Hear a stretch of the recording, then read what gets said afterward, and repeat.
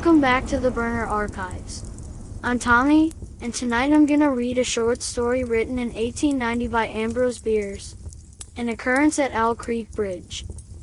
This one can get a little intense, so if you scare easy, please stop the video now. Otherwise, I hope you enjoy. Don't forget to hit that like button to help me keep making videos like this, and if you want to be notified when I post my next video, subscribe to the Burner Archives before the story begins. Your support goes a lot further than you realize. Alright, let's begin. An Occurrence at Owl Creek Bridge, by Ambrose Bierce. A man stood upon a railroad bridge in northern Alabama, looking down into the swift water 20 feet below. The man's hands were behind his back, the wrist bound with a cord. A rope closely encircled his neck. It was attached to a stout cross timber above his head, and the slack fell to the level of his knees. Some loose boards, laid upon the sleepers supporting the metals of the railway, supplied a footing for him and his executioners. Two private soldiers of the Federal Army, directed by a sergeant, who in civil life may have been a deputy sheriff. At a short remove upon the same temporary platform was an officer in the uniform of his rank, armed. He was a captain. A sentinel at each end of the bridge stood with his rifle in the position known as support, that is to say, vertical in front of the left shoulder, the hammer resting on the forearm thrown straight across the chest, a formal and unnatural position, enforcing an erect carriage of the body. It did not appear to be the duty of these two men to know what was occurring at the center of the bridge. They merely blockaded the two ends of the foot planking that traversed it. Beyond one of the sentinels, nobody was in sight. The railroad ran straight away into a forest for 100 yards, then, curving, was lost to view. Doubtless, there was an outpost farther along. The other bank of the stream was open ground, a gentle acclivity topped with a stockade of vertical tree trunks, loopholed for rifles, with a single embrasure through which protruded the muzzle of a brass cannon commanding the bridge. Midway of the slope between the bridge and fort were the spectators, a single company of infantry in line, at parade rest, the butts of the rifles on the ground, the barrels inclining slightly backward against the right shoulder, the hands crossed upon the stock. A lieutenant stood at the right of the line, the point of his sword upon the ground, his left hand resting upon his right. Excepting the group of four at the center of the bridge, not a man moved. The company faced the bridge, staring stonily, motionless. The sentinels, facing the banks of the stream, might have been statues to adorn the bridge. The captain stood with folded arms, silent, observing the work of his subordinates, but making no sign. Death is a dignitary who when he comes announces to be received with formal manifestations of respect, even by those most familiar with him. In the code of military etiquette, silence and fixity are forms of deference. The man who was engaged in being hanged was apparently about 35 years of age. He was a civilian if one might judge from his habit, which was that of a planter. His features were good, a straight nose, firm mouth, broad forehead, from which his long, dark hair was combed straight back, falling behind his ears to the collar of his well-fitting frock coat. He wore a mustache and pointed beard, but no whiskers. His eyes were large and dark gray and had a kindly expression which one would hardly have expected in one whose neck was in the hem. Evidently, this was no vulgar assassin. The liberal military code makes provision for hanging many kinds of persons, and gentlemen are not excluded. The preparations being complete, the two private soldiers stepped aside and each drew away from the plank upon which he had been standing. The sergeant turned to the captain, saluted, and placed himself immediately behind that officer, who in turn moved apart one pace. These movements left the condemned man and the sergeant standing on the two ends of the same plank, which spanned three of the cross ties of the bridge. The end upon which the civilian stood almost, but not quite, reached a fourth. This plank had been held in place by the weight of the captain. It was now held by that of the sergeant. At a signal from the former, the latter would step aside, the plank would tilt and the condemned man go down between two ties. The arrangement commended itself to his judgment as simple and effective. His face had not been covered nor his eyes bandaged. He looked a moment at his unsteadfast footing, then let his gaze wander to the swirling water of the stream racing madly beneath his feet. A piece of dancing driftwood caught his attention and his eyes followed it down the current. How slowly it appeared to move. What a sluggish stream. He closed his eyes in order to fix his last thoughts upon his wife and children. The water, touched to gold by the early sun, the brooding mist under the banks at some distance down the stream, the fort, the soldiers, the piece of drift, all had distracted him. And now he became conscious of a new disturbance. Striking through the thought of his dear ones was a sound which he could neither ignore nor understand. A sharp, distinct, metallic percussion like the stroke of a blacksmith's hammer upon the anvil. It had the same ringing quality. He wondered what it was, and whether immeasurably distant or nearby. It seemed both. Its recurrence was regular but as slow as the tolling of a death knell. He awaited each stroke with impatience and, he knew not why, apprehension. The intervals of silence grew progressively longer, the delays became maddening. With their greater infrequency, the sounds increased in strength and sharpness. They hurt his ear like the thrust of a knife. He feared he would shriek. What he heard was the ticking of his watch. He unclosed his eyes and saw again the water below him. If I could free my hands, he thought, I might throw off the noose and spring into the stream. By diving, I could evade the bullets, and, swimming vigorously, reach the bank, take to the woods, and get away home. My home, thank God, is as yet outside their lines. My wife and little ones are still beyond the invaders' farthest advance. As these thoughts, which have here to be set down in words, were flashed into the doomed man's brain rather than evolved from it, the captain nodded to the sergeant. The sergeant stepped aside. Peyton Farquhar was a well-to-do planter, of an old and highly respected Alabama family. Being a slave owner, and like other slave owners, a politician, he was naturally an original secessionist and ardently devoted to the Southern cause. Circumstances of an imperious nature, which it is unnecessary to relate here, had prevented him from taking service with the gallant army that had fought the disastrous campaigns ending with the fall of Corinth, and he chafed under the inglorious restraint, longing for the release of his energies, the larger life of the soldier, the opportunity for distinction. That opportunity, he felt, would come, as it comes to all in wartime. Meanwhile, he did what he could. No service was too humble for him to perform in aid of the South, no adventure too perilous for him to undertake if consistent with the character of a civilian who was at heart a soldier, and who in good faith and without too much qualification, assented to at least a part of the frankly villainous dictum that all is fair in love and war. One evening while Farquhar and his wife were sitting on a rustic bench near the entrance to his grounds, a gray-clad soldier rode up to the gate and asked for a drink of water.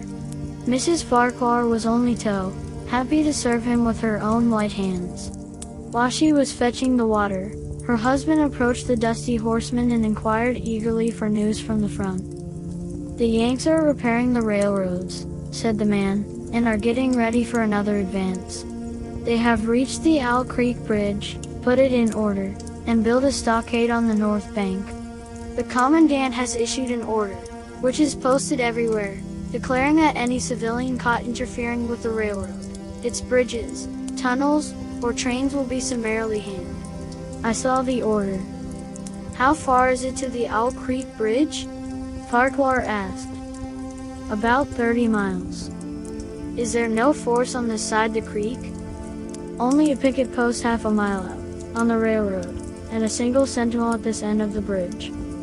"Suppose a man, a civilian and student of hanging, should elude the picket post and perhaps get the better of the sentinel," said Farquhar, smiling. "What could he accomplish?" The soldier reflected. "I was there a month ago," he replied. "I observed that the flood of last winter had lodged a great quantity of driftwood against the wooden pier at this end of the bridge. It is now dry, and would burn like tow." The lady had now brought the water, which the soldier drank. He thanked her ceremoniously, bowed to her husband, and rode away. An hour later, after nightfall, he repassed the plantation, going northward in the direction from which he had come. He was a Federal scout. As Peyton Farquhar fell straight downward through the bridge, he lost consciousness and was as one already dead. From this state he was awakened, ages later it seemed to him, by the pain of a sharp pressure upon his throat, followed by a sense of suffocation. Keen, poignant agony seemed to shoot from his neck downward through every fiber of his body and limbs. These pains appeared to flash along well-defined lines of ramification, and to beat with an inconceivably rapid periodicity. They seemed like streams of pulsating fire heating him to an intolerable temperature. As to his head, he was conscious of nothing but a feeling of fullness, of congestion.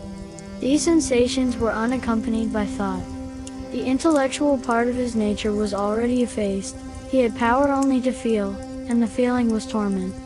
He was conscious of motion, encompassed in a luminous cloud, of which he was now merely the fiery heart. Without material substance, he swung through unthinkable arcs of oscillation, like a vast pendulum. Then all at once, with terrible suddenness, the light about him shot upward with the noise of a loud splash. A frightful roaring was in his ears, and all was cold and dark. The power of thought was restored. He knew that the rope had broken and he had fallen into the stream. There was no additional strangulation. The noose about his neck was already suffocating him and kept the water from his lungs. To die of hanging at the bottom of a river. The idea seemed to him ludicrous. He opened his eyes in the darkness and saw above him a gleam of light, but how distant, how inaccessible. He was still sinking, for the light became fainter and fainter until it was a mere glimmer. Then it began to grow and brighten, and he knew that he was rising toward the surface, knew it with reluctance, for he was now very comfortable. To be hanged and drowned, he thought. That is not so bad, but I do not wish to be shot. No, I will not be shot, that is not fair. He was not conscious of an effort, but a sharp pain in his wrist apprised him that he was trying to free his hands. He gave the struggle his attention, as an idler might observe the feat of a juggler without interest in the outcome. What splendid effort, what magnificent, what superhuman strength. Ah, that was a fine endeavor. Bravo! The cord fell away, his arms parted and floated upward, the hands dimly seen on each side in the growing light. He watched them with a new interest, as first one, and then the other pounced upon the noose at his neck. They tore it away and thrust it fiercely aside, its undulations resembling those of a water snake. Put it back, put it back. He thought he shouted these words to his hands, but the undoing of the noose had been succeeded by the direst pain that he had yet experienced. His neck ached horribly, his brain was on fire, his heart, which had been fluttering faintly, gave a great leap, trying to force itself out at his mouth. His whole body was racked and wrenched with an insupportable anguish. But his disobedient hands gave no heed to the command. They beat the water vigorously with quick downward strokes, forcing him to the surface. He felt his head emerge, his eyes were blinded by the sunlight, his chest expanded convulsively, and with a supreme and crowning agony his lungs engulfed a great draught of air, which instantly he expelled in a shriek. He was now in full possession of his physical senses. They were, indeed, preternaturally keen and alert. Something in the awful disturbance of his organic system had so exalted and refined them that they made record of things never before perceived. He felt the ripples upon his face, and heard their separate sounds as they struck. He looked at the forest on the bank of the stream, saw the individual trees, the leaves, and the veining of each leaf. Saw the very insects upon them, the locusts, the brilliant-bodied flies, the gray spiders stretching their webs from twig to twig. He noted the prismatic colors and all the dewdrops upon a million blades of grass, the humming of the gnats that danced above the eddies of the stream, the beating of the dragonfly's wings, the strokes of the water spider's legs, like oars which had lifted their boat. All these made audible music. A fish slid along beneath his eyes, and he heard the rush of its body parting the water. He had come to the surface, facing down the stream. In a moment, the visible world seemed to wheel slowly round, himself the pivotal point, and he saw the bridge, the fort, the soldiers upon the bridge, the captain, the sergeant, the two privates, his executioners. They were in silhouette against the blue sky. They shouted and gesticulated, pointing at him. The captain had drawn his pistol, but did not fire. The others were unarmed. Their movements were grotesque and horrible, their forms gigantic. Suddenly he heard a sharp report, and something struck the water smartly within a few inches of his head, spattering his face with spray. He heard a second report and saw one of the sentinels with his rifle at his shoulder, a light cloud of blue smoke rising from the muzzle. The man in the water saw the eye of the man on the bridge gazing into his own, through the sights of the rifle. He observed that it was a gray eye, and remembered having read that gray eyes were keenest, and that all famous marksmen had them. Nevertheless, this one had missed. A counter-swirl had caught Farquhar and turned him half round. He was again looking into the forest on the bank opposite the fort. The sound of a clear, high voice, in a monotonous sing-song, now rang out behind him and came across the water with a distinctness that pierced and subdued all other sounds, even the beating of the ripples in his ears. Although no soldier, he had frequented camps enough to know the dread significance of that deliberate, drawling, aspirated chant. The lieutenant on shore was taking a part in the morning's work. How coldly and pitilessly, with what uneven, calm intonation, presaging, and enforcing tranquility in the men, with what accurately measured intervals fell those cruel words. Attention, company. Shoulder arms, ready, aim, fire.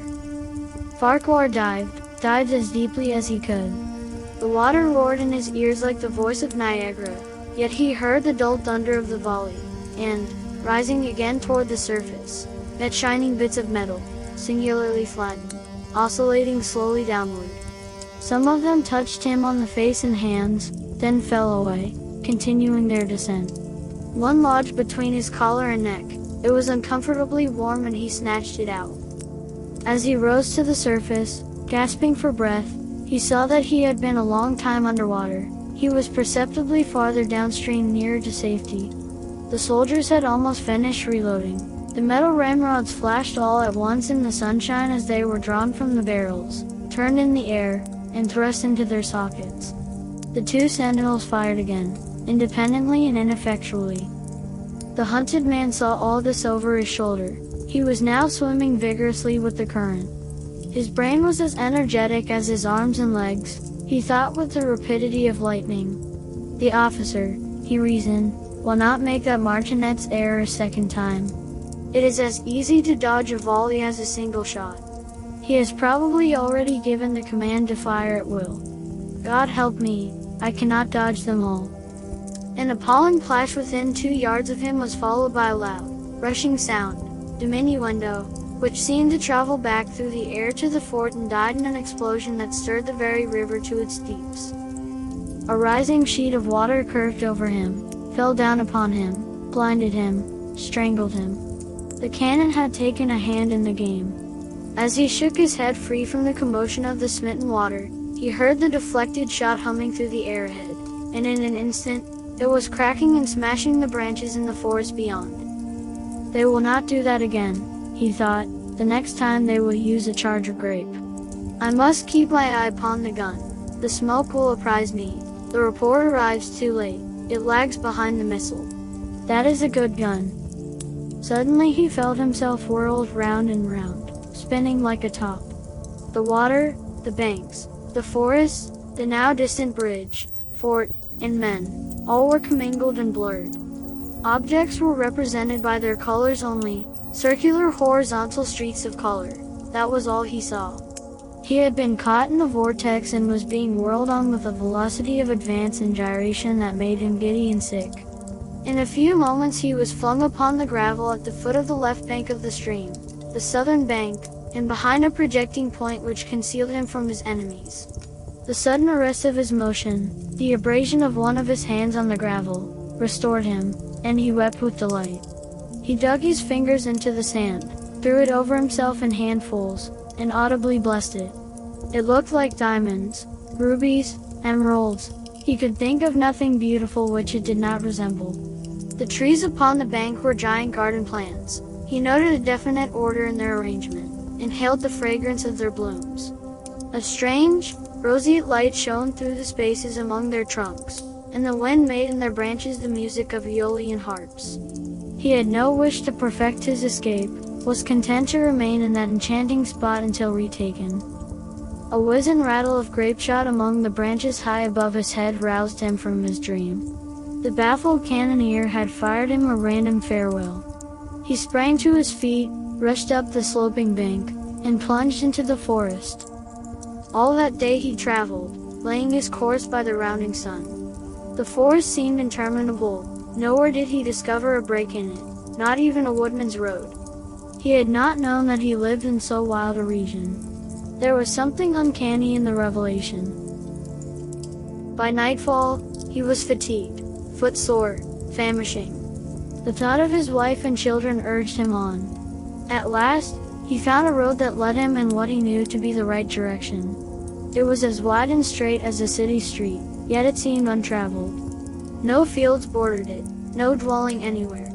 Not so much as the barking of a dog suggested human habitation.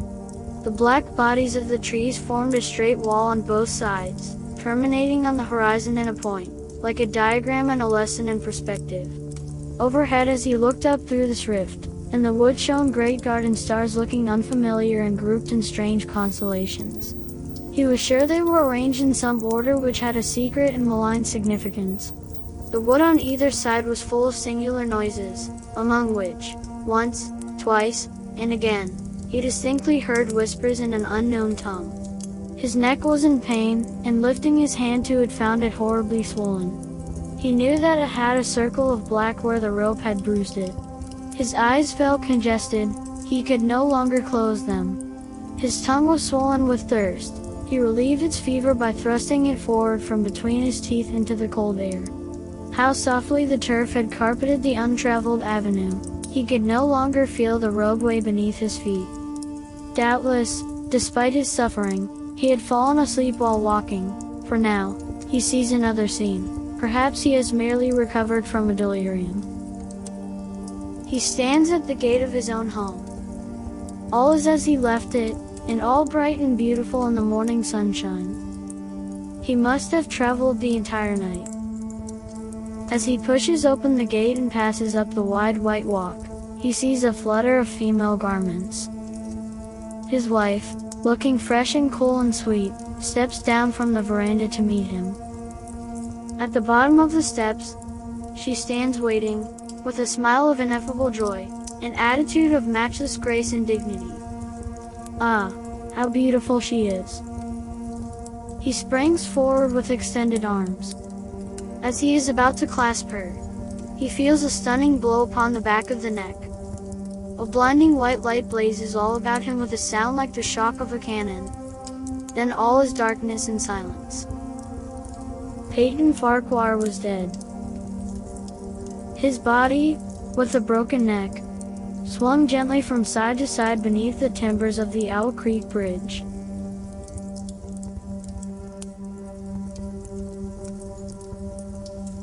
Thank you for listening. Please don't forget to hit that like button, and stick around if you want to hear more great stories. As always, thank you for visiting the Burner Archives, and have a beautiful night.